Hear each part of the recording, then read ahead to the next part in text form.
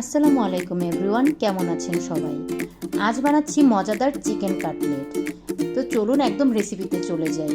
প্রথমে চিকেনের সাথে মরিচ, পেঁয়াজ, আদা আর রসুন দিয়ে গ্রাইন্ড করে নিয়েছি। এরপর এর সাথে লবণ, গুঁড়ো মরিচ আর সামান্য কেচাপ মিশিয়ে একটা সাইডে রাখলাম। এবার কাটলেট বানানোর জন্য প্রথমেই হাতে একটু তেল মেখে নিলাম। তারপর চিকেন থেকে সামান্য একটু পোর্শন নিয়ে একটু চ্যাপটা করে ডিমের মিশ্রণে ডুবিয়ে ব্রেড ক্রাম্পে গড়িয়ে নিলাম। এরপর কাটলেটের শেপ দিয়ে দিলাম, ঠিক যেমনটা ভিডিওতে দেখতে পাচ্ছেন।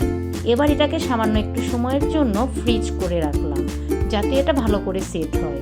এরপর গরম তেলে সোনালি করে ভেজে নিলেই ব্যাস রেডি ক্রিস্পি চিকেন কাটলেট। উপর থেকে ক্রিস্পি, কিন্তু ভিতরে একদম রসালো আর সফট, দেখেই বুঝতে পারছেন। সস, মেয়োনিজ অথবা যে কোনো কিছু দিয়ে আপনি সার্ভ করতে পারেন, একেবারে টুকটাক রসুই স্টাইলে।